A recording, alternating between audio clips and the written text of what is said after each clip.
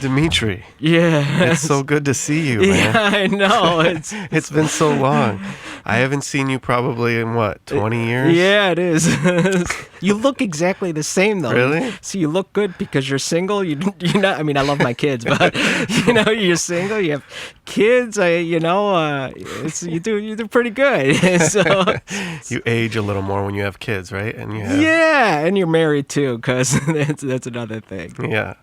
I know. Listen, all my friends have told me about that. I know. I've heard all the stories. I know. Your brother's married, isn't he? My brother's married, yeah, but he doesn't have any kids. Okay. But so we reconnected recently a lot on Facebook. Yeah. As I have with many people, and I like to debate stuff on Facebook. And I was like, why don't you come in and let's get at it? Right. Yes. So the things I remember about you growing up is that we used to play ping pong. Oh yeah. You were a ping pong fan. I love ping pong, and believe it or not, I used to work at an online university from like 2008 to 2016. Uh-huh. And they had us at different locations. I was an academic advisor at different times. And the last location, which was like for 2 or 3 years, was at the corporate office in Schaumburg. Yeah. And there was a ping pong table on every floor.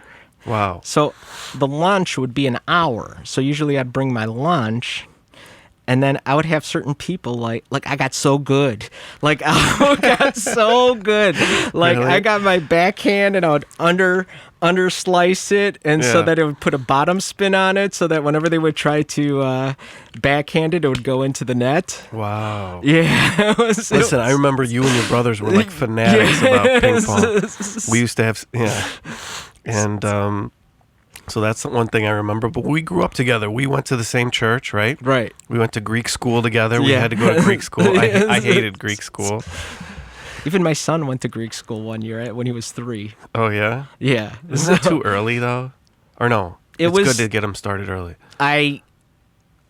Both my children are African American, right? Yeah. You've seen on Facebook. Yeah. I know. My wife is African. I'm just saying this because people who are listening may not know. But yeah, I was going to introduce that and talk about that. Yeah, but so my wife is African Caribbean. She's born in Trinidad. Oh, okay.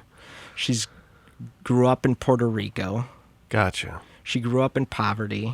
Oh, wow. I mean, but she's a survivor, so she doesn't have a lot of education. But like, you can put her in any country that's either English or Spanish, and she'd be able to either do hairstyling or start a business or do whatever. Right. And be able to survive, even though she doesn't have... She's got survival skills. That's all I have to say. Yeah. She survives with her personality, her salesmanship, and her craft, and whatever she can use, right? Yeah, I mean, like, there's... Right now, technically I'm one of the directors, but it's more her stuff. But there's... She has a nonprofit, Regeneration, so she's owned her own salon for 20 years. Wow. She's been a hairstylist for like 30. Yeah. Puerto Rico, Miami, and then in Libertyville. Wow. And, when she was in Puerto Rico, she worked at the San Juan Hotel and Casino. Mm-hmm. I'm sorry, I don't mean to make this about my wife. No, it's okay. That's one of the reasons why we got on here, is because we were kind of debating race on Facebook, right? Yes. And I was kind of saying that, I don't think there's a lot of racism still in America. I don't. And I don't think that because of your race, certain things hold you back. I think a lot of that is like excuses, and and you've kind of said, no, that's not true. There's still systematic racism. And I don't think there is a lot of systematic racism. I think that with, being who you are is more important than your skin color. You know what I mean? Your behavior, your attitude, certain things, your mindset, those are the things that I think are important. And, so we got into that debate on Facebook. And so I actually was very motivated by your conversation with London. Yeah. Okay. London was one of my guests a few podcasts ago, yeah. What you have to understand is racism is rooted in economics. So you can't talk about racism without talking about economics, and you can't talk about economics or at least a part of it, without talking about racism. Now, I believe in the 30-50-20 rule, if that adds up. Yeah, 30-50-20 rule. Yeah. So 30% of the people, I'm going to say, let's say, we're talking about white people now. I'm not talking about people of color. Okay. 30% of the people are just nuts. Or they're full of, like George Carlin would say, I don't know if I can say this on the podcast. Yeah, you can say anything. Okay, they're full of crap, all right? Or they're full of crap. George Carlin once said, you're either fucking stupid, you're either full of shit, or you're crazy, fucking crazy, or all three. Right. And 30% of the people would fall into that, one of those three categories. Okay, 30%. And then what about 50%? So 50% of the people use, and I believe you fit in this category, not in a malicious way or in a negative way, but Yeah, go ahead. so like I grew up in Arlington Heights, Right. largely white Caucasian suburb. Right. There were actually in Arlington Heights, in Buffalo Grove specifically, the high school that I went to, there's a large Jewish population. Yeah. And some Italians. You went to where? Maine South? Yeah, I grew up in Park Ridge. I went to Loyola, and then I went to Maine South. Okay. So you also grew up in a largely white area. Yeah. The demographics might be a little bit different, but it wasn't like a lot of African Americans there. Right. If I use my experience growing up in Arlington Heights, without having had a lot of contact with African Americans to be able to listen and to speak to them, Yeah. and I assume that my experiences are the same as other African American experiences, then even though I may be a person that believes in equality and justice and just like our fathers, both of our fathers came here without anything. Immigrants, right. Yeah, and we're able to Create a life for themselves. That's right. So don't you think they were disadvantaged? I don't believe they were disadvantaged in the sense of They couldn't even speak the language. opportunity, though. They came here out of their own free will. They weren't stuck on a ship, sent over as indentured servants. Well, most black people now we're not, their ancestors Let me finish my point. Yeah. Okay. So 50% of people, if I presume as a white male that my experiences, then that would be a normal thing to think, because I haven't spoken to that many people who are, I'm not saying I haven't, I'm just saying if I haven't spoken to that many people who are African American, and I've lived in a largely white Caucasian, and I've never experienced police brutality, I've never experienced what it's like to go to a school that's underfunded, I've never experienced what it's like to be redlined, where the banks take specific zip codes, and regardless of even if you have really good credit and you've paid every single payment on your mortgage, refuse to allow you to refinance your home in order to fix some stuff up, then my normal thought will be, well, you know what? Get off your ass and do something. Right. The reality is, like I said, racism is rooted in economics. Right. It's what allows, I shouldn't say internationalism, because I don't want to sound like I'm against trade or anything like that, but it allows what people of great wealth or corporations to use slave labor. Nowadays, the slave labor is exported out in other countries, and blame specific groups of people, so that the middle class people who are getting the shaft also, maybe not as much as the blacks or the or Latinos,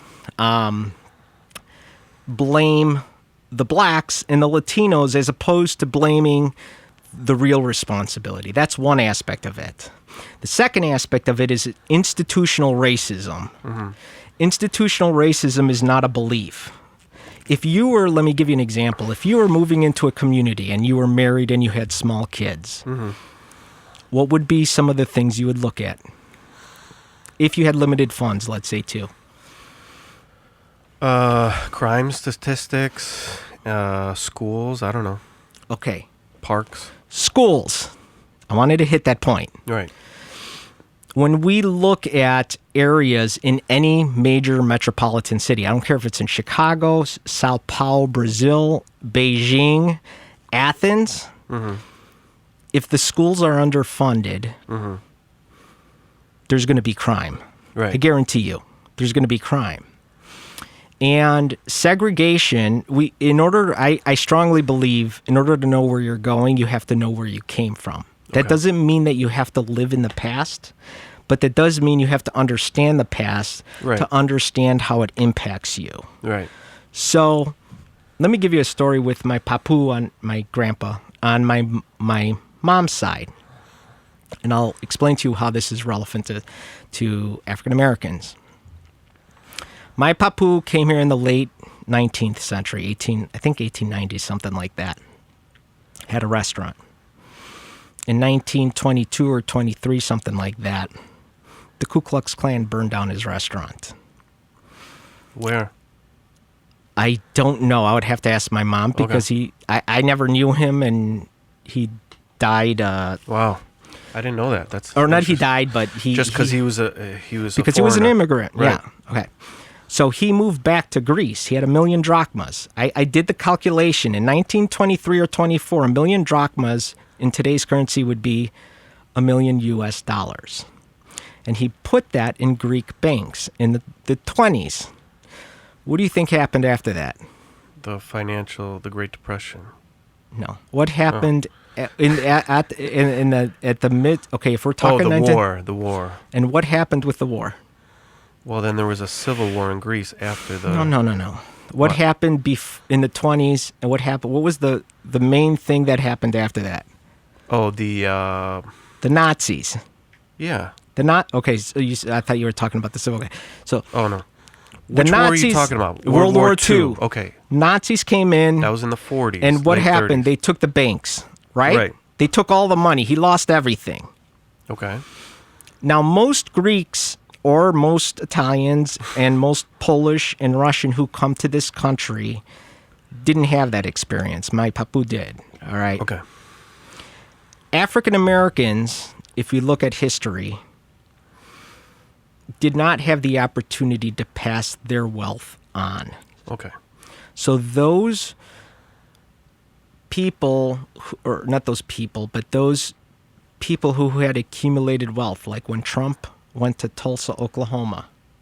Tulsa, Oklahoma, prior to 1921, was known as Black Wall Street. Exactly. Okay. And everything was burned down. Right. What you have to understand is that, as I said, just like slavery was, believe it or not, if Abraham Lincoln would have actually appointed a vice president that was from the North, in those days, the Democrats were the party that supported slavery. It switched. Right. But if he would, then we might have had the Civil Rights Act in 1865, because the Civil War went from 1860 to 1863. But we didn't. We had a brief period after the Civil War from 1863 to like 1869 that where blacks had opportunities and were doing well. Yeah. Listen, I understand. I don't want to get too bogged down in history. Okay, I'm sorry, but my point I being is... I want to get like up to like the last maybe 40, 50 years. Okay. I don't want to go to the 1800s. My point is that those people, like our dads, were able to pass on wealth to us and to be able to pass on education. Because we had economic stability. There weren't any major world wars. Okay, but that affects everybody. That's No. They weren't able to do that because the what's it called? The Jim Crow era went all the way through 1965. Okay, that's my point. Yes. And a lot of what lives through in terms of segregation, you see it in Chicago. Yeah. It may not be there in legal sanctions, but when Rahm Emanuel and Daley too, but Rahm Emanuel did so much freaking damage to the city because they closed up all the schools on the west side, on the Austin neighborhood. So when you hear crimes that happen, those were the areas that they closed down schools. They closed down schools on the south side and put all the money into downtown Chicago to give to the finance guys. And then you want to know... Wait. That sounds really broad. You're saying they closed down schools to give money to rich people? I'm saying that there were funds... They probably closed down schools because they were maybe, I don't know about this that much, but they were probably in bad condition or empty, maybe half empty. They don't just close schools that are performing well or doing well. But what I'm saying is there's, when you look, segregation exists is my point. Here's why segregation exists.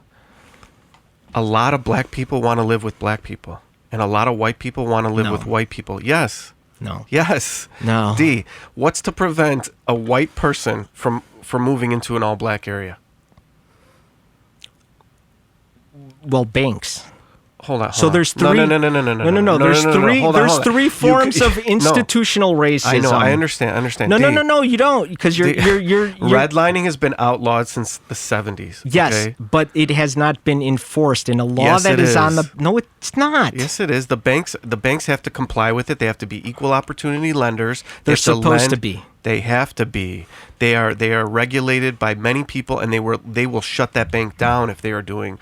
If they are not lending to people who, are appropriate to be lended for. It's not based on color, okay? I never said it's based off color. Okay. I'm saying they take certain zip codes. No, they're not allowed to do that. They did that in 2008. No. They did. It was one of the reasons why they had to pay. I mean, not the only reason, but one of the reasons why they had to pay that money back is if anything, they were giving too many loans in 2008, not like that is true. Not restricting loans. That is true, but if you look at but you still haven't answered my question. Why yeah. can't a white person go move and buy a house on the south side? I actually know a person, a white kid, and you know what? He was an artist, and he didn't want to pay a lot for a house, and he noticed that he could buy the same brick bungalow on the south side in Chatham. Okay, and I have many years of experience on the South Side. I'm not someone who just talks about it, figuratively. I've been there. I've owned property there. I used to own property there for over 10 years. Okay, so I've seen everything. You said you lived there? No, I said I knew a guy. When I was in real estate. He bought a house on the South Side. There's no rules that say you have to live in a certain neighborhood or live in a certain area. The white people who are all marching.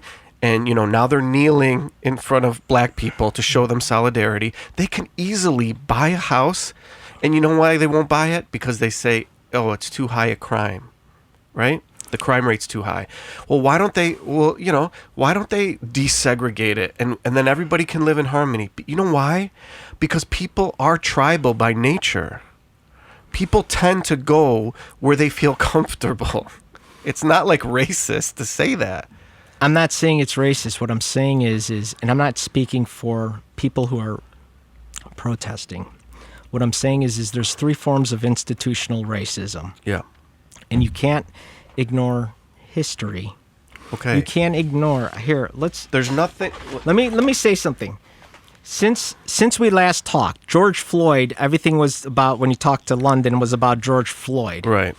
Since we last talked, because actually London asked you this in the podcast. She's like, "Oh, so it's okay for 4 police officers to basically watch you kill somebody, and then try to cover it up." And they all had I'm sure they had body cameras on, and they, and there was plenty of witnesses. So I think they would have faced justice. The cell phone video was compelling, but there was there was a lot of witnesses. Are you asking me? Let me ask you this: are you asking me what I think should be done to try to alleviate some of this stuff? First of all, do you believe that? Wait, hold on. Let's get down to business. Do you believe that blacks are brutalized more by police than whites? Yes, that's a fact. I don't know if that's a fact. Okay, well, let me ask you this: Elijah McClain. He was in Colorado, Aurora, Colorado. There are travesties, but there's white people that are killed by cops too. Not shot down. Did you see the kid in Arizona? Elijah McClain. Let's go through the list here, because there are black people brutalized by cops. It's a lot more frequently. And let me also say this: if you look up the drug usage, I don't know if it's more frequent or if they make a bigger deal out of it. It's not. It's a do the research. Guy. That's why I say facts matter. All right, facts matter. All right, Elijah McClain had I think anemia, and so he sometimes wore a mask, and he was in Colorado. I know this in part because I have to teach my son now, who's 7 years old, certain things that, and it's not because we live in a good area. We live in a Grays Lake. We're part of the Gurney School District, very diverse area. You talk about diverse. It has Greeks, that's great, Italians, Mexicans, blacks, everything. That's beautiful. That's beautiful. But I still have to teach my son that when he goes into a Walmart at age 7 to make sure he holds up his receipt. I still have to, it's not something that's compulsive. This is what you don't understand. My wife owns a salon in Libertyville. 65 to 70% of her clients are African American.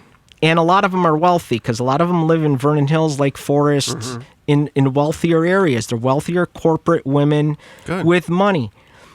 But what you don't understand is there's a perception of guilt that goes along with being African American, specifically African American male. When I say a perception of guilt, I'm not just talking about the cops. Yeah, but I still think that's socioeconomic. If I walk up to you, okay, and I'm dressed like shit, doesn't matter, and I have tattoos all over, or if I have a hoodie on and like a big beard, it doesn't matter if you're white or black. You're gonna step back because you don't know me. So if I see a kid with his pants hanging low off his ass, okay, and so is that a reason to shoot him? No, absolutely not. Okay, so absolutely no, man. I'm not saying this is a good reason for that. I'm saying that I believe a lot of racism is socioeconomic. I think poverty is a big problem, but once you solve poverty and once you teach them, teach the children, how to become successful, how to own something, how to own a business, or how to own a piece of real estate, then they can pass that, how to stay, I think, I also brought this up with London. I think in poverty, you get a lot of single mothers, right? That happens in white poverty and black poverty, right? You get a lot of single mothers because the fathers, they shy away from their responsibilities. They don't feel like taking on the kid, you know what I mean, or whatever. So I think that is a problem. When you don't have the support, it's hard to raise kids. You know this. You have kids. Okay, but I think you're presuming that African Americans in general. Let me put it to you this way: if you look at the drug usage rates, I looked this up a long time ago too, but way before we ever talked. The drug usage rates, when you compare it against racial groups, is the highest amongst Caucasians. Then it goes. What kind of drugs? I mean, when they list the drugs, they list all the. I mean, there's like 50 illegal drugs that they usually list, and obviously there's going to be a little variance from drug to drug. I mean, white kids smoke weed like crazy. I'm not talking about weed. I'm talking about opioid addictions. Yeah. I mean, here even in Cook County, they'll if you have $100 bond that you're arrested for, and you don't have the $100, they'll hold you for a year in jail. And that is part of that is economic. I believe that system needs to be updated and changed too. Okay. I understand that. Yeah. So that's that. I don't believe in anybody holding someone down. Okay. And I believe you can hold yourself down if you believe excuses and say the cops are out to get me. What I'm saying is, though, if you look at the facts, white Caucasians take up 40% of the population, correct? I think so. I don't know. African Americans take up 15% of the population, roughly. I may be off by a couple percentage. And Latinos take up 20% of the population. Okay. When you look across all drugs, racial lines, the lowest drug usage is amongst Asians. Just above that, I'm not saying for every single socioeconomic things like other areas, but I'm talking about drugs. Lowest is Asians. Then comes blacks right after that, just above, meaning the from least amount of drug use to the tops. Then it goes to Latinos. Then it goes to Native Indians. And then it goes to white people. Yeah, but when you look at the incarceration rates, this is how you know that racism exists. When you look at the incarceration rates, the incarceration rates are 4 to 5 times higher for black and Latinos. How do you explain that? Is that equal justice? Is that justice for all? No. So then one group, if white people are committing the same crimes as at black higher people, levels, yeah, and they have a higher population, but African Americans and Latinos are being arrested at 4 to 5 times. Depends. I mean, if we're talking about violent crimes or I'm drug-related. talking drug use. Drug use. Strictly drug use. We're not talking about. I think there's a lot of white people that get locked up for drug use. But I don't think the law looks at color like that. I'm telling you that the incarceration rates are 4 to 5. Look them up. Look up the data. I'm not going to, obviously, if you want, I can try to email you some stuff. I didn't.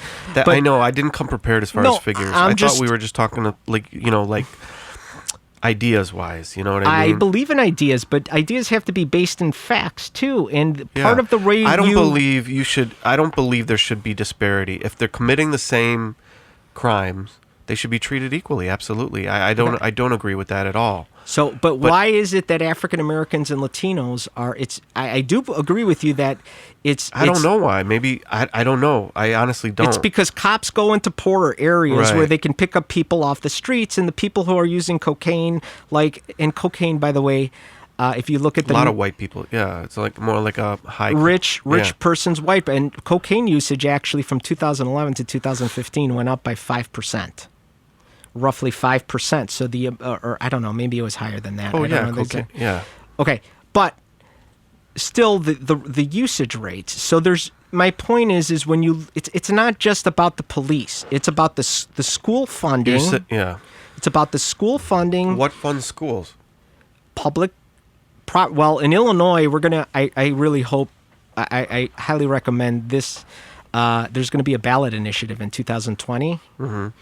That will ask citizens of Illinois if they want their income tax to be progressive, meaning get taxed lower than 5% or even 0 if you're on the low end of the income scale, and get taxed higher if you make like $300,000 or $500,000. Illinois, as a state, even I'm not talking about the funding that goes to the school, but Illinois as a state is 49th in terms of what percentage of income tax, state income tax, goes to schools. Mm-hmm. And what that means is that our property taxes, which everybody bitches and complains about in Illinois, I don't care where you live. Yeah. Okay, whether it be in a rich area, poor area. Yeah, they're high. Yeah. They're very high. But the reason why they're high is because since we have a flat tax rate, which is in the Illinois state constitution, which is why they had to put it on a ballot initiative. Mm-hmm. They first had to pass it through the legislature, but it was put in the state constitution in 1977. And what that means is there's less funding from the state that goes to the schools. So then that means that the schools are funded disproportionately through property taxes.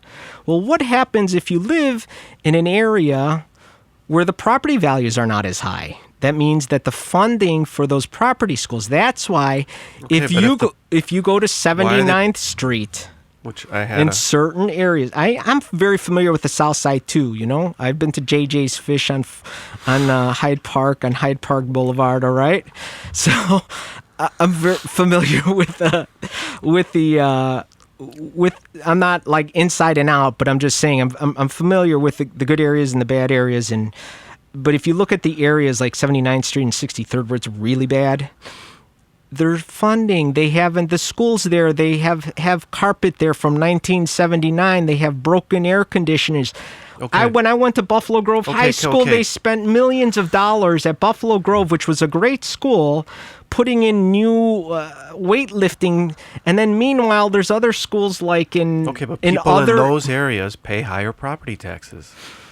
But then you have a disproportionate, what happens is public schools is a fundament, I believe, is fundamentally based or disproportionately affected.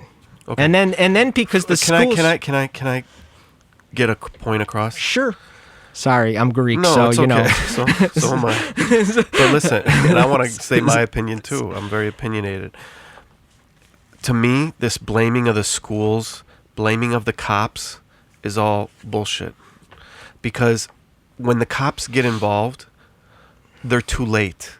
And I don't mean too late as far as literally 5 minutes late for the crime. They could, they're too late as far as however old the child is.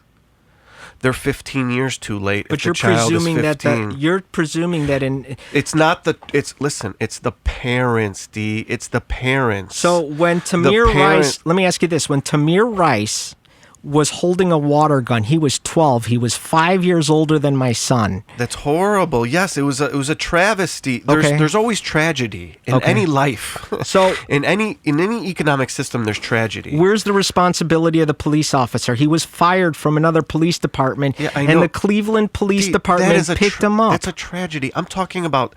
You're saying there's systematic. Yeah. Things that are wrong. It's not It is. It's not the school's job to raise the child. I'm not saying it Okay, is. you're blaming everything on schools. You're blaming everything on the people. Listen, many of them which If were you're poor, unarmed. do you have to be? If you're poor, do you have to be? I'm not talking about poor. I'm talking about people who are unarmed, who are all mostly African American and Latino, who in many cases, in some instances, like Stefan Clark, who was holding his cell phone and he got shot by a cop. You know why he got shot by a cop? It's because some nosy, probably neighbor called saying he was suspicious. The reason why Tamir Rice called is because some white neighbor, which this is very common, even if you go back into the slave days where somebody accuses somebody of something that they did. I know that happened with Emmett. Didn't that happen with Emmett Till or something? Remember? He was a young guy. They said a girl lied and said he raped me or something, and then they killed him. So yeah, that absolutely happens. But I don't think that's the problem. Where's the accountability for the police? The police will be held accountable, and they should be held accountable. They are not held. Most of these cases, there's two things. This is not a 5-year-old problem. This is over time. I don't know if you remember when Bill Clinton got elected. Everybody was for tougher on crime. That's when the 3 strikes you're outlaw came into effect. Right. So and then you ended up putting everybody behind bars for nonviolent crimes, right? Correct. But my point is these laws, even in the states, not just at the federal level, have been made to make it very, very difficult so that even when a prosecutor can see blatantly that a police officer did something that they should be locked up for, that so there's two things. There's the legal tool to go after that police officer. If depending on the state, if it's not there, then there's the prosecutor, even if they want to go after him, a prosecutor's not going to go after a cop if they can't get if they can't get a prosecution. They don't have a case, right? If they don't have a case, exactly. I understand. And there needs to be accountability. Okay, absolutely. But there has to be accountability in all areas. I believe in accountability. I believe in self-accountability. Yeah.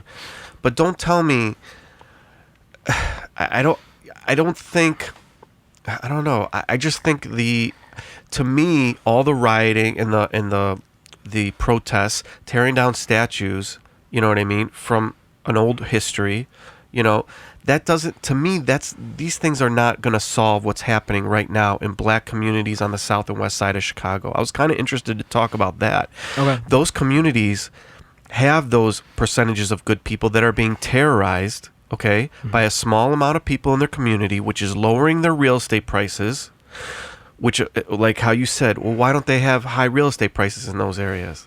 Because of the crime. Because no one wants to live there. If people wanted to live there and everybody improved their property, the property values would go up. No, there's gentrification too. Do you know what gentrification is? Yeah, there's no gentrification in Inglewood right now. What are you talking about? I'm saying that there's certain areas of Chicago, not all black areas. I'm talking about Inglewood and the area where the kids are getting killed right now. Right. Okay, what's the solution for that? The solution is, this is what I would support. You want to know actionable plan that could go into immediately that would, yes, I think... because they put extra cops on the streets and it didn't do anything. You don't need extra cops. This is what you need. Let's talk about this. This is what I want to get to because kids are getting killed. Okay. So one is there's certain... I believe in first of all, you have to take care of certain things with the police. Okay? You have to do two things at the same time. No, just listen. Are you kidding me? No, listen. The police? This is where you're starting? With the solution for what's happening right now, there's kids killing each other with guns all over the city. Well, there's two things. 15-year-olds, 20-year-olds. You put in I would support a federal legislation that there would be basically two fundings for schools. One would be basically the normal funding that the states always get, and then the second would be based on a per capita. I would also support legislations that would require federal funding for schools that were underfunded. So if you had funding for schools is going to stop the shooting right now on the south side and west side of Chicago, funding, and in Logan Square, wherever else it's happening, because it's happening all over. Logan Square is a pretty nice area. Well, it's happening. There's gang act. I mean, it's not as bad there. It's all over Chicago. No, but it's primarily in certain areas. Let's not, please. Primarily they're black kids dying from these gang wars. I would disagree with that. You're going to disagree with that. You think in Skokie and stuff, I think that if you look at particularly gun accessibility from a federal standpoint, that if you start to make guns less accessible through federal laws, guns are out. The guns are there. They're not going anywhere. They're there because you can go across 60% of the guns that are used in those violent crimes that you're talking about are stolen, illegal. Go ahead. And come from Indiana. They can come from anywhere in the United States. There's millions of guns in this country. I understand that, which is why you're never getting rid of the guns in this country, ever. I'm not saying you're going to eliminate them. I'm just saying that, like other countries, normal European countries that have require background checks for gun shows. I would have just listen. These kids have the guns already. It's too late for all that. If the bullets had serial numbers on them, so that if a police officer was able to obtain that, they could use that. If you had to register your gun, that would be another thing. George W. Bush and the Republicans passed laws in the early 2000s that made it illegal to go after gun store owners or people who sold guns to criminals. It's even illegal for the government to track gun crime. That's how bad it is. So if you started to put some financial accountability, and I would support, I don't think this would ever politically happen, but I would even support insurance for guns, because if you were a responsible gun owner, and then you would pay little like your insurance, like your car. You don't pay a lot of money if you're responsible and you do things, but if you had insurance and your son picks up that gun, and by the way, all these mass shootings that happened, I get the fact that the violence that happens on Inglewood, I'm not going to debate you that's not a high crime area, but if we look at all the mass murders that happened prior to that, all an exception for Virginia Tech, it was an Asian guy. They're mostly white guys, right? They were all angry white males. Yeah. No, there's definitely... And boys, too. Yeah. Okay? So there's a lot of... Yeah, this is a different type of violence. That's a more like... like mass, crazy, this goes into the stereotypes that I'm talking to you about. Yeah. If you're white and you commit a crime, you're sick. If you're black, you're a gangbanger. If you're a Muslim and you commit a crime, you're a terrorist.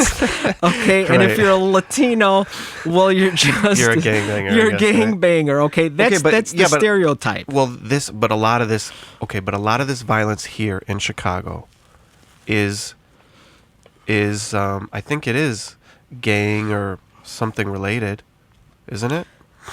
I think it's retaliatory. There is... It's controlling neighborhoods, controlling income. Listen, when there's a hot area that the gangs want to control because there's a lot of drug activity there. Right. There's fighting over that. But why does the drug activity exist to begin with? Because people are addicted in that neighborhood. And who are the ones that buy the drugs? White and black. But white people on the west side come off the highway, and they come right off the highway, and they buy the drugs and go back to the suburbs. So do you think But I'll tell you, when I had a property over there, I had a lot of units over there, okay, on the south side, and a lot of my tenants smoked crack as a daily habit. I'm not kidding. Crack is not gone. Crack No, is I agree with you. everywhere. But it shocked me. It shocked me. But I didn't know understand that- when drug use shocks you, that if you're looking at it not just in one specific neighborhood, but if you're looking at it across racial lines, because that's what we're talking about. White people do it more. White do it people more, and Yeah, Latinos and blacks But get I didn't arrested own. at four I know. times. I know. But I didn't own property in in a low income white area. I owned it on the south side. And That's- there's a I'm just difference telling you between from owning my property experience. and living there. Yeah, absolutely.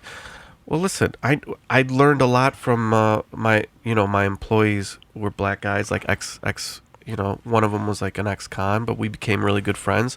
And I believe in second chances. I believe people should get second chances. But there's something going on now with the youth in that area where they're too bored, they have access to illegal firearms, they're not registering and all this shit that you're talking about. Like, that's out the window. That doesn't do anything. You know what I mean? If anything, these communities have to stand up for themselves and protest and get their communities under control. I thought, what about an anonymous texting line where people can text when they see something wrong, or they can text the police and it's anonymous so they're not called snitches? I don't know. There has to be new ways that we can use technology and our phone to really get at these people and to find out and let them know that in our community, this is not allowed. This is not Right. accepted. Wouldn't you do that if your community was under attack? I sure would. I would say that I believe if you look at any, like I said before, any major city around the world, when poverty exists, Martin Luther King in 1965, and by the way, in 1965-66, Martin Luther King only had like a 35% approval rating, even though he's revered amongst white and blacks right now. But he came to Chicago, and he talked about segregation, and he had stones thrown at him because, people were used to Birmingham. People in the North were used to people going to Birmingham. He said there's three evils: segregation, poverty, and war. At that time, you had the Vietnam War going on. Mm-hmm. That's not relevant right now.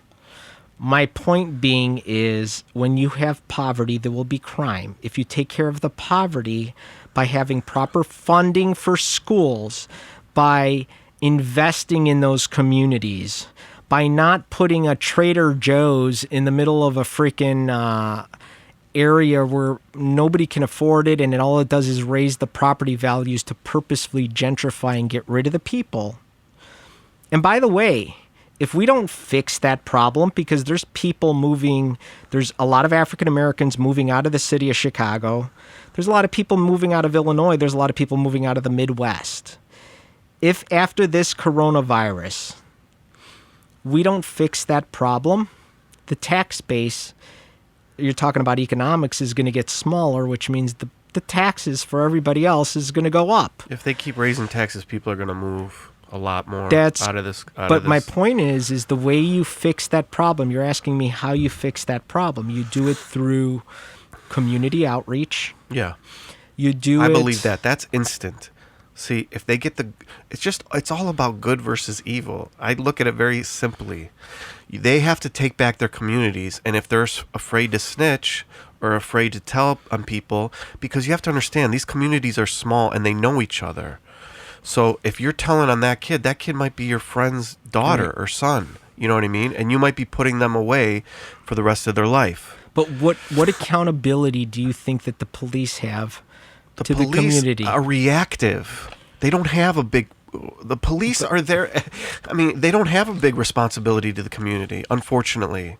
They don't. Angelo. They're not therapists. Stop, dude. Look at this list They don't raise their of people, and tell me how many white people are on that list. Listen, those cops that kill those kids, have to be accountable. I said that. There has to be accountability for everybody. But they're not. Most of the cases, they don't get charged. They have to be. Well, they're not. Well, then that's the anger and frustration is coming from. Well, then we have to look at the legal system. The lawyers have to figure out, the good lawyers. The good lawyers that do things to help the legal system progress, or to help someone who's been, wrongly convicted. And, Right. and those lawyers need to figure out how to change the legal system. I don't know how to do that.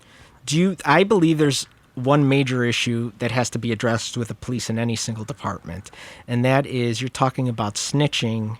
Yeah. That is the fact that all police departments, when corruption exists, meaning let's say you have 30 police officers, and you in any profession you're going to get bad certain percentage, even if it's small, Yeah. of bad apples, so to Right. speak. All right, but the problem with the police is they try to cover it up. They've always tried to cover it up, time and time again. Yeah, they put up a wall as well. Yeah, they call it, yeah. So let's take a look. Let's say like Laquan McDonald, okay, or even all these cases. A lot of in mental health. That's another thing. They should defund whatever percentage of cases that go to the police or that go to 911 that are mental health cases, whether it be somebody trying to commit suicide, or 3 people on this list were people who. Women who where the police were sent there to be escorted to a mental institute because somebody called somebody else, and they ended up shooting the person even though they were not a threat. Right, yeah. So police shouldn't be called over. I agree with that. Okay, so we're in agreement. There was a white kid. Listen, there was a white kid that I had never heard about. They put their knee on his back. And he died, and they killed him. Cops killed him, and they were laughing about it. Did you see that one? They were laughing afterwards. They were I don't doubt it. But he didn't die right there, I think, but he passed out or something and died a little later. But yeah, I mean, they should not absolutely be dealing with. But we have to. But all the people on the street, most of them are. They're. Is that your phone? Or? I don't know, some kind of whistle. Maybe it was my phone. I think it was your phone. But no. Listen, yeah, the mental health problem is a whole nother issue. That's huge. Okay. Because I think, I would say probably, 80% or above of the people who are on the street have some sort of mental illness, like schizophrenia.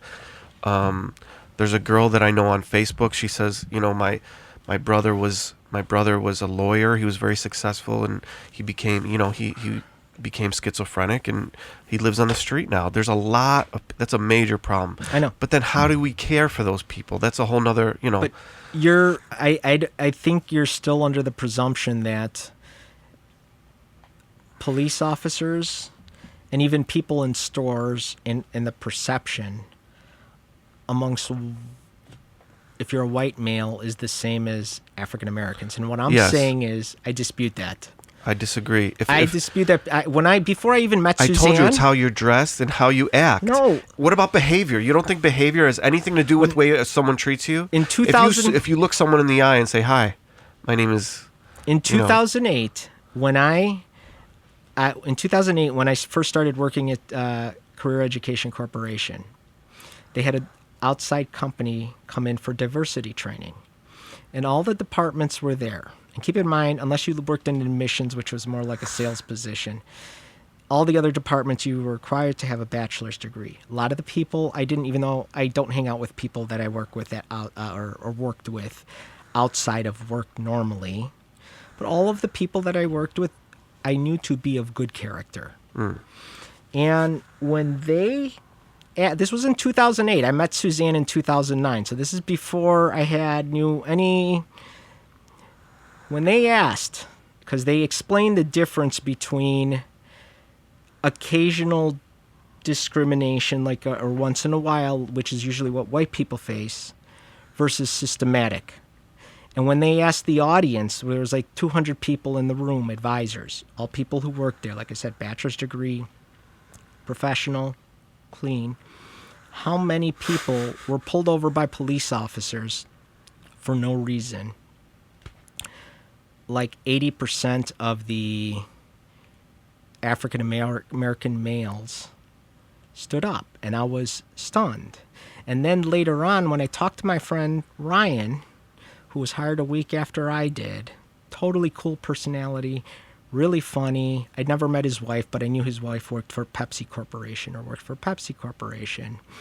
He was like probably, I'm assuming, I don't know his exact age, but he was probably about, this was in 2009 or 2010. He was probably like 5 or 7 years younger than me. Okay. He said that his mom was pulled over for driving a Lexus for no reason. That got me angry in Hoffman Estates, too. I grew up in Arlington Heights. That's like 20 minutes away. Right.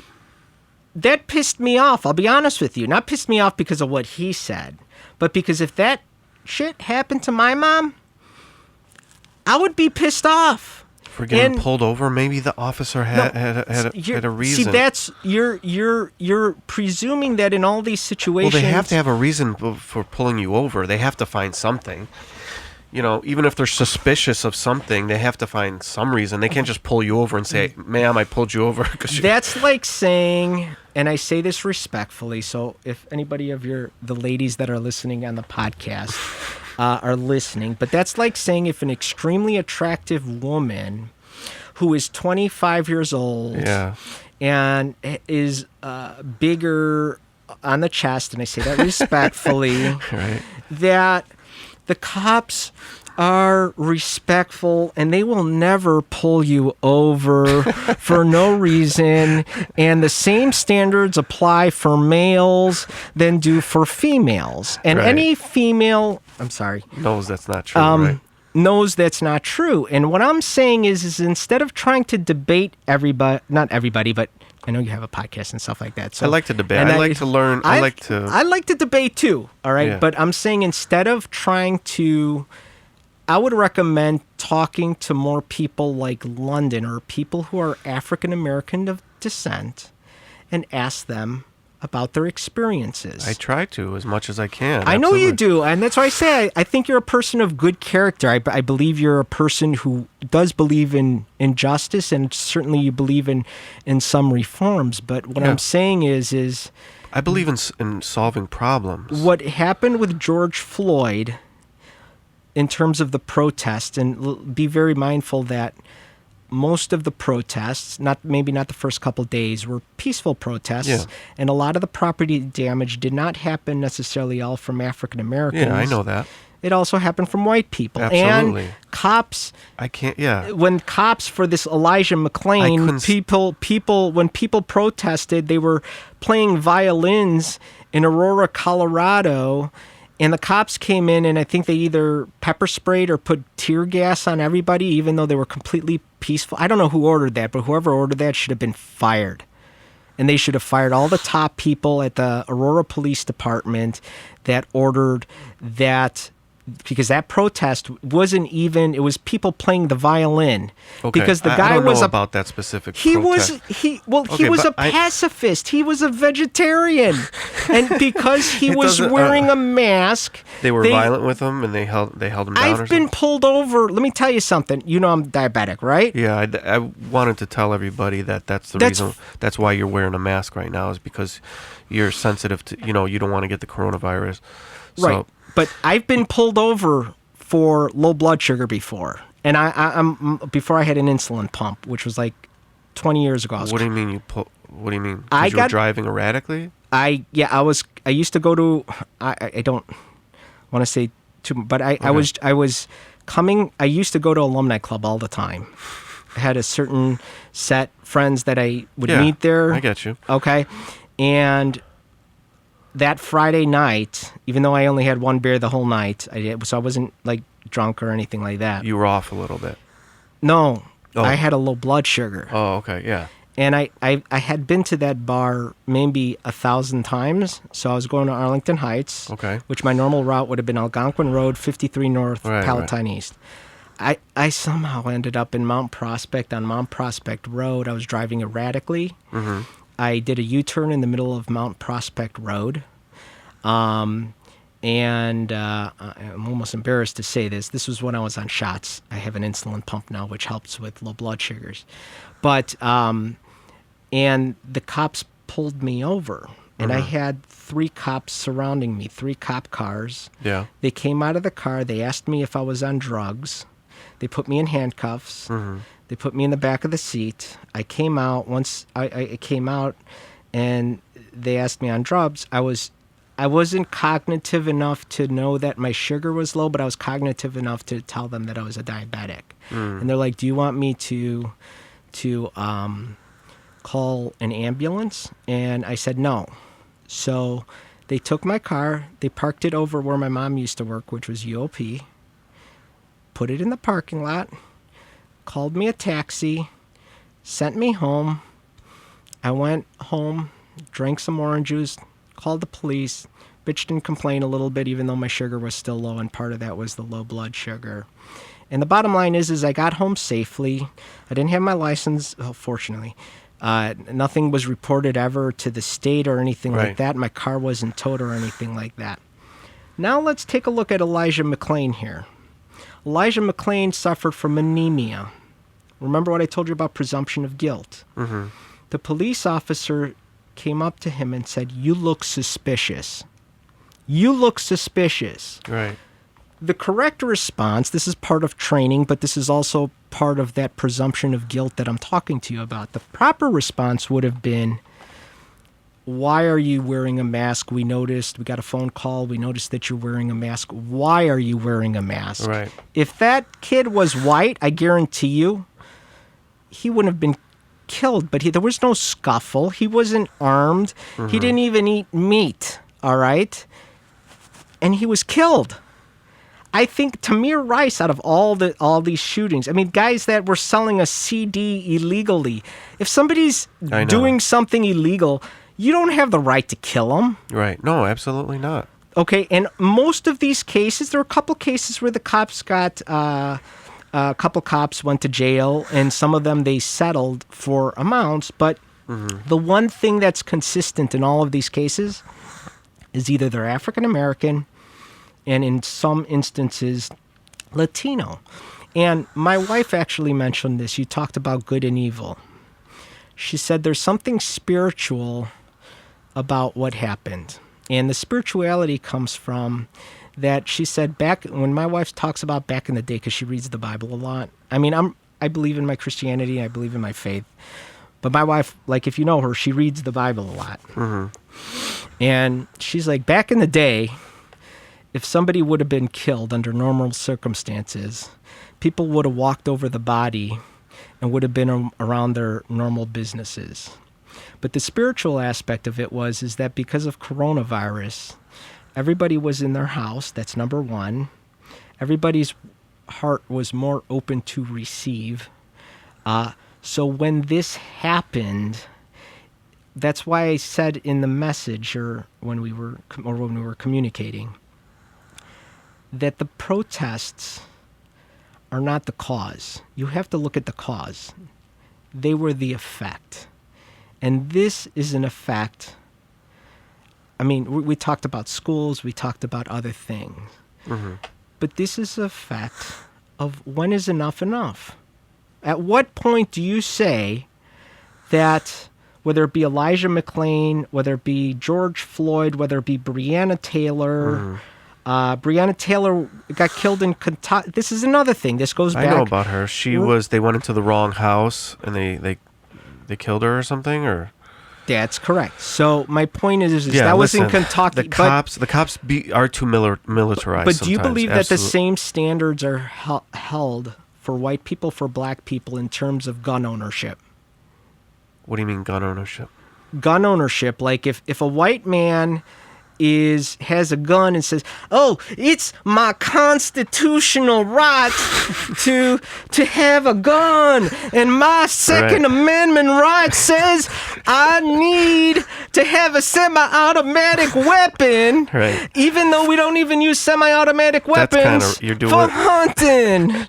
Okay, and my name is Roscoe Pico Trey. Yeah. Okay. Okay, I'm sorry. It's okay.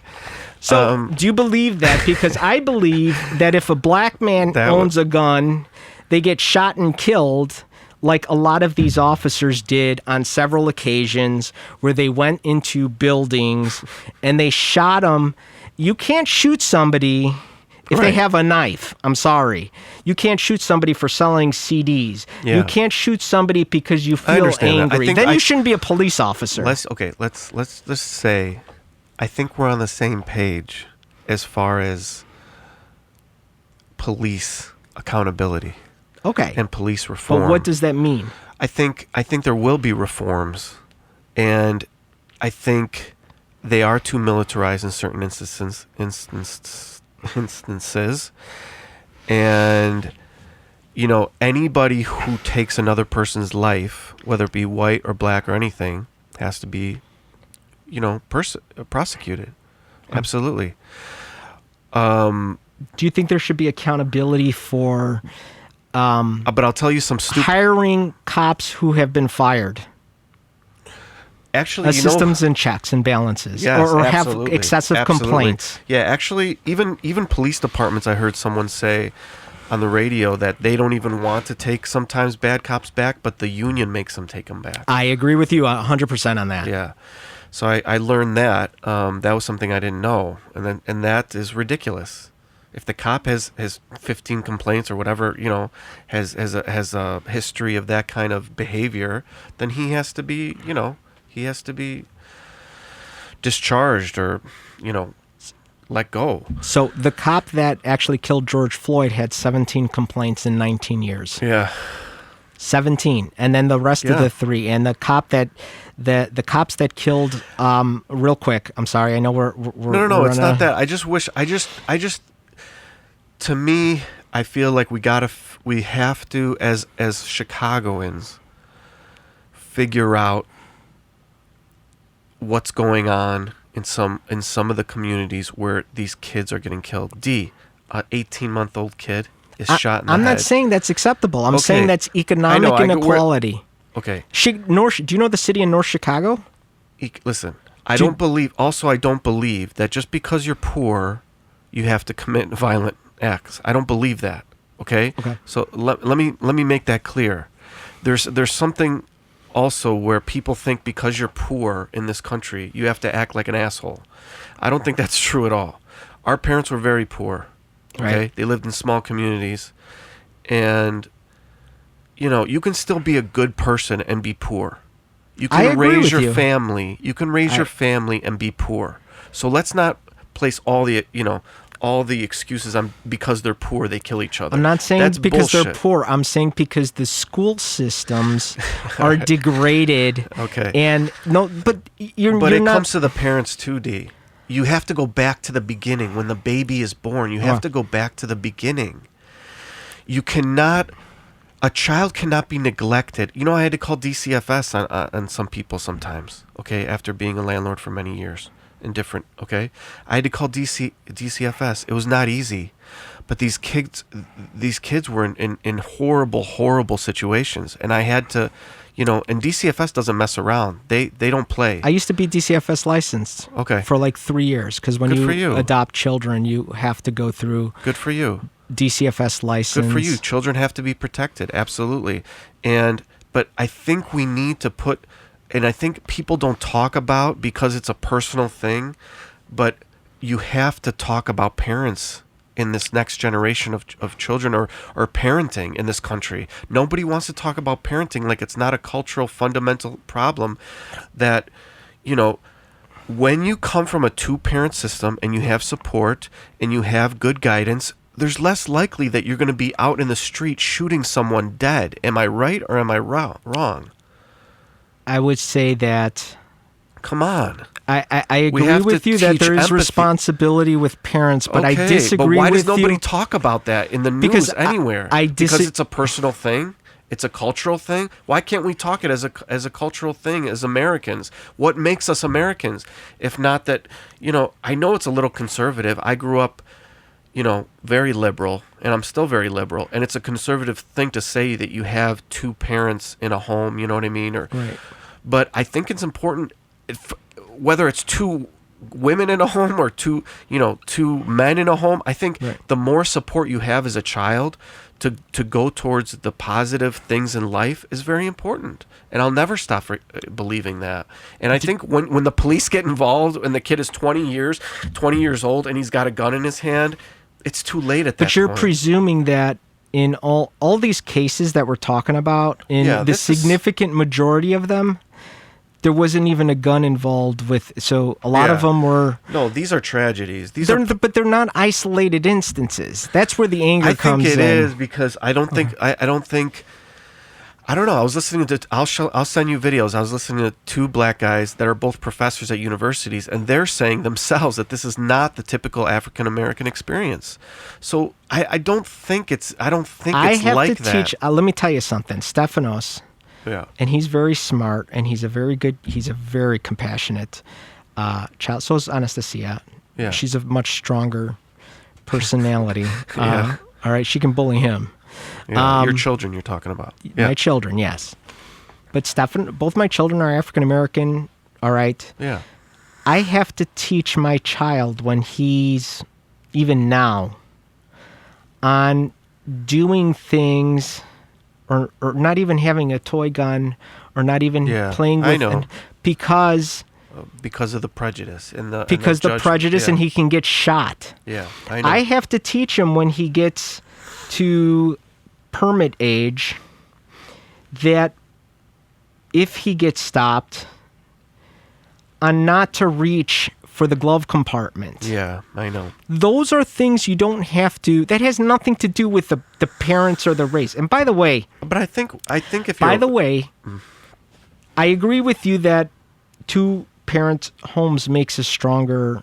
It's just a foundation. Yeah, a foundation. But I disagree with you that there are fewer two parents homes today. Okay, up until 1965, the same time frame that all the civil rights thing went through, and I'm not talking about racial now. I'm talking about gender. Women didn't even have the right to, if they went to a bank and wanted to get a loan, they would have to get their husband.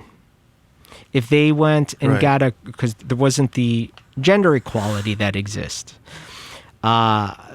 So don't you think America does a good job, though, of trying to make things as equal as possible, more than other countries? You talk about class systems, there's still huge class systems in place in India, in Africa, you know what I mean? Where people are looked at as unclean. I think America, the United States, I should say, does a really good job in trying to equal the playing field as much as they can. There are problems. We are not there yet, but they do try to do a good job. They tried to outlaw redlining, which was a huge problem.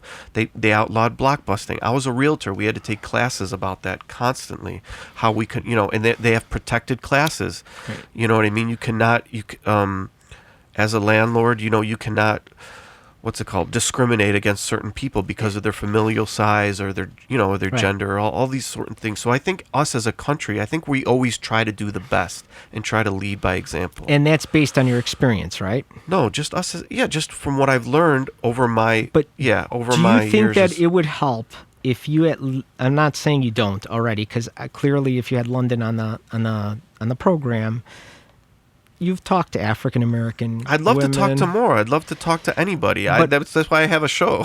Okay. I like to talk to people of all different. But what I'm places. saying is specifically because you are not in a class of group where neither am I. So I'm not saying you specifically. I'm saying just in general, white males, suburban males, are not the group that's ever been discriminated against. Yeah. And since there's a history of discrimination with African Americans, wouldn't it help to try to talk to some of those people and actually listen to them? Yeah. As opposed to saying, oh, well, no, London, you don't have families and this and that. Look, I have to believe what I believe, and you agree with me on that point about familial I do, support. but I disagree with you that I did listen to London when she said, I did learn from her, and I did listen when she said, I changed my view, by the way, about the guy who got killed in the Wendy's parking lot. I did rewatch the video. At first, I thought the police might have been justified when they shot him, but then I looked back at the video, and they could have easily driven him 2 blocks to his sister's house, or even let him run away when he had the taser. That was not a life or death situation to kill the guy. Okay, and so I always learn, and I also learned, and so when she said that to me on the podcast, and she said, so what? My white friends have been drunk all the time, and the cops drove them home, right? She was right, you know. And then I thought to my own situation, and I was driven home one time by the cops because I was close to my house. They left my car there, and they drove me home 5 minutes, because I only lived 5 minutes away. So she was right, and yes, I do try to look at both situations, but what I saw when I owned property on the south side was such neglect in certain people, and I saw a breakdown in certain things that were very fundamental. And if people don't, I believe there's excellence in every community. I believe there's excellence in, how many black people have we been influenced by since we were kids? On television, in politics, there's been successful black people in every aspect of the world. I'm not saying you're saying that's not. I'm saying, but I don't like excuses. I understand, but I don't like negative stereotypes that are false. Right. But are stereotypes, some of them true or no? I think a large portion of them are not. Like, for instance, I was going to bring this up earlier, and I apologize. I don't mean to hit you with numbers again. Yeah. But in 2015, the CDC, and I didn't hear until I heard this on the radio. I had to look it up for myself because I wanted to, not recently, I'm saying it when I heard it. But the CDC did a study amongst racial groups on fatherhood. You brought that up. Okay. And what they looked at is they looked at amongst different racial groups, black, white, Latino, not obviously Native Indian because they're too Asian, which fathers, not the mothers, but the fathers, read books to their children on a daily basis the most, and were more actively involved. African Americans were the highest percentage, males. African Americans, that's the CDC, the Centers for Disease Control, just in case anybody doesn't know what that is. So my point is just because we learn things, there's things so that... So you're saying that the single black mother is a stereotype. It's a bad stereotype. I'm saying that... I'm talking fathers here. I'm not talking about single mothers. I'm talking about fathers. The fathers are more actively involved in terms of reading to their children and being participated more so at a higher percentage than any other group. Now, if you look at, for instance, pregnancy, teenage pregnancy, Latinos, when they do the pregnancy statistics, they look at how many teenage pregnancies out of every 1,000 for each group. So when we were in high school, out of all racial groups, those numbers were 2 to 3 times higher amongst all racial groups. But before, it used to be blacks were... it's getting better. Blacks used to be 112 for every 1,000. It was really high. Latinos were, I think it was like 110, just behind that. Then it was whites were 40, and then Asians were 20. Now it's Latinos are like 40 for every 1,000. Blacks are like at 38 for every 1,000. Whites are at 22, I think, for every 1,000. And Asians are like 8 for every 1,000. So if you really wanted to advocate for non-teenage pregnancy, you'd be better off arguing in favor of Asians, even for drug use, and Asians. And by the way, suicide rates is the highest amongst white males between the ages of 35 and 45.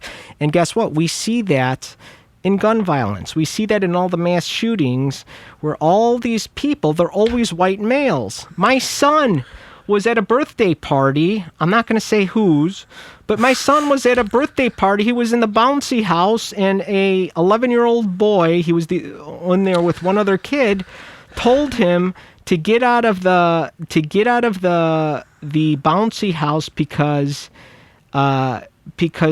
black people don't belong here. And my brother's wife saw it, and because she's worked for Head Start, she's very inclusive. Yeah. And immediately, I know that's one situation. The kids are But you're- cruel. what Kids I'm are s- cruelty. my point is the negative stereotypes that a lot of them that we were told as white suburban kids to believe, Yeah. that black people do more violence, that black people do more drugs, that black people, those are where those stereotypes come from. If a black female who's married goes into a store, people make the assumption that she's a single woman and the father is that. Right. But that's a false presumption. And Yeah. my point is that's a It's hard to stereotype. get right. It's hard to get over those false presumptions. Yeah. But It is. that happens with the police, and it happens with the schools, and it happens with the funding, the economic sources. My point: if you fix the economics, you will fix the neighborhoods that you're talking about. And I'm not saying Possibly. if you live in a poor neighborhood, just because you're poor, that means you. I'm saying is if the schools get equal funding. I think that should happen. It should happen. Okay, so I'm All sorry right. for talking too much. It's all right. We had a good discussion.